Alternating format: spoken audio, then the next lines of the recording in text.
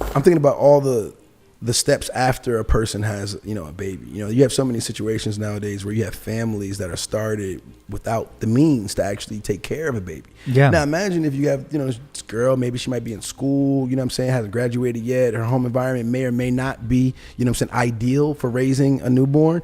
And all of a sudden she's pregnant and she doesn't have an option to start her life over or to get a fresh start. She has to have this child.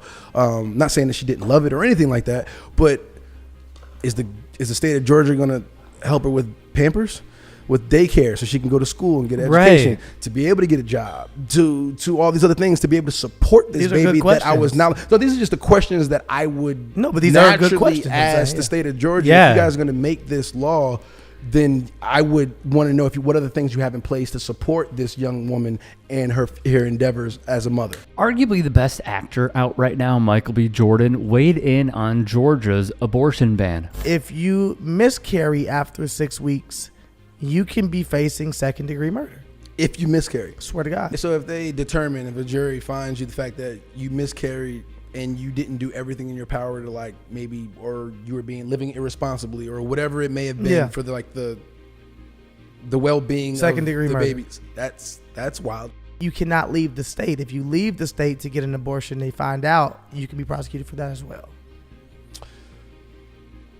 So residents of Georgia, right? Residents of Georgia. They're making it very, very difficult for anybody to have an abortion. Also, after 6 weeks, that's one period missed. So most women don't even know they're most pregnant. Most women don't even weeks. know they're pregnant at 6 weeks. That's scary. Wow, that's the scariest part. That's a slippery slope. It is a slippery slope. A woman's freedom to make a decision about her own body. You know what I'm saying? Yeah. We don't know the terms in which she became pregnant. You know what I'm saying? There's a lot of people that become pregnant not willingly. Yeah. So what if against her will, that's something that she didn't want? Amazingly, this was years ago, and now we are seeing the effects play out in real time. One of the scariest cases is fairly recent. Alexia Moore, who is 31 years of age, is being charged with murder because the cops are alleging she took abortion pills. Importantly, reporters need to stop trusting cops. Please, stop trusting cops and stop treating law enforcement's word as fact. I have seen cops say that a 16-week miscarriage was an infant thrown in a dumpster. I have seen them accuse a woman of trying to shove her newborn down a toilet when in fact she was just flushing a miscarriage. They lie all the time, especially about cases like these. And I've got to say, this coverage means something, right? This will live forever. This person's name is going to be associated with this coverage and other articles like it forever. And with the Associated Press specifically, this is a wire service. That means this article is going to be reprinted across the country. I want you to notice something from the jump from this headline. It says police say, right? There's a reason for that. It says police say because the only thing we know about this case comes from police, comes from court records, comes from arrest warrants, comes from police themselves. Police are not objective parties. They are not objective. They are officers of the state. And in this case, we're talking about an anti-abortion state. And the documents they create are not neutral accounts of what happened. These are documents that are specifically crafted to make it easier to arrest and prosecute someone. we must listen to experts on the matter, not the police, as writer and author Jessica Valenti explains. But it was this sentence that truly did me in from the Associated Press piece. It says, the police investigator obtaining the warrant wrote that Moore told the nursing staff, "I know my infant is suffering because I am the one who did the abortion. I want her to die." That is an incredibly damaging quote. But is it actually a quote? It's in quotation marks, but look at the sentence before that. It says, the police investigator obtaining the warrant wrote that Moore told the nursing staff. So what does that mean? That means a cop said, the nurse said, the woman said. That is not something that can be attributed to this woman in quotation marks. That is a game of telephone between cops and nurses. And I'm not even trying to call out the AP specifically because all mainstream outlets do this. They all do this. And it is so frustrating to watch. This is part of the reason I started my newsletter. And so please understand, when you see an article like this, you need to put your critical thinking hat on. You need to read between the lines, and you need to understand that just because a cop says something, it doesn't make it true. She is spot on.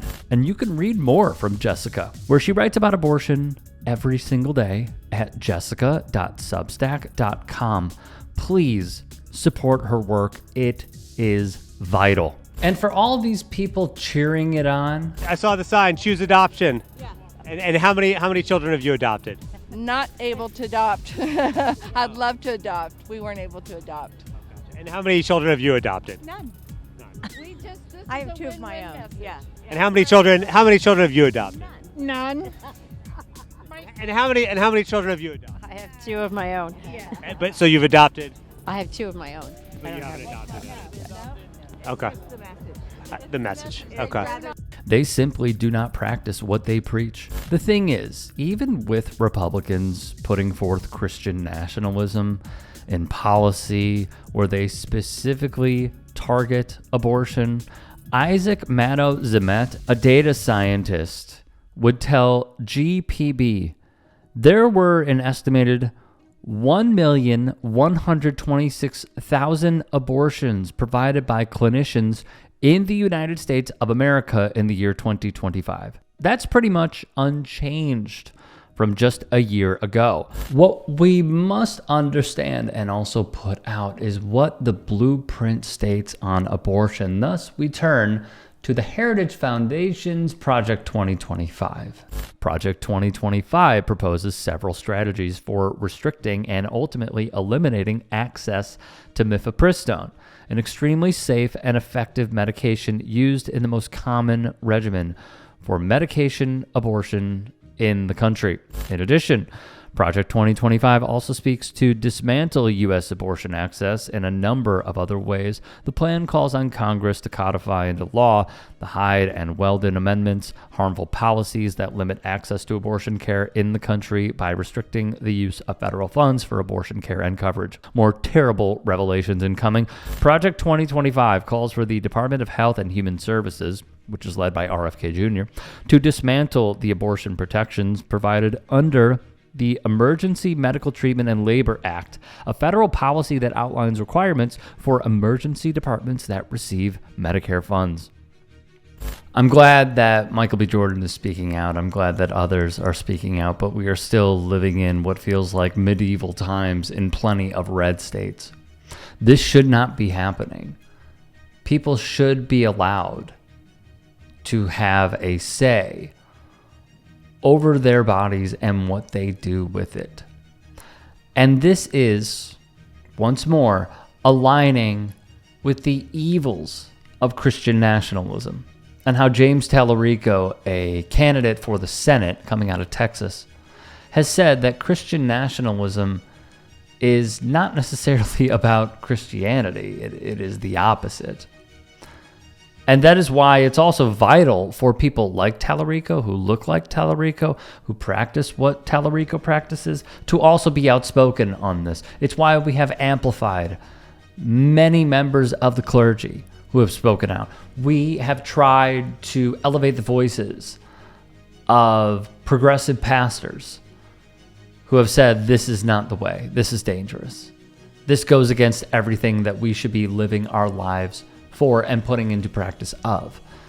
So what I would say to all of this is it's not stopping. Even if people have this weird vibe and facade-like feel of, oh, they have John Ossoff. Oh, they have Raphael Warnock.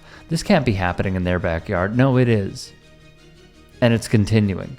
So continue to call it out and continue to raise your voice. Hey, I appreciate you watching. Now, if you can, please do become a channel member by going to youtube.com/TYT Sports and clicking the join button. If that's too much for you, you can just go to tyt.com/join to become a member. It helps all of us out here at the Young Turks and keeps our network afloat. In addition, you could follow me on my socials on Twitter, Instagram, and TikTok. Appreciate the love. Have a great day.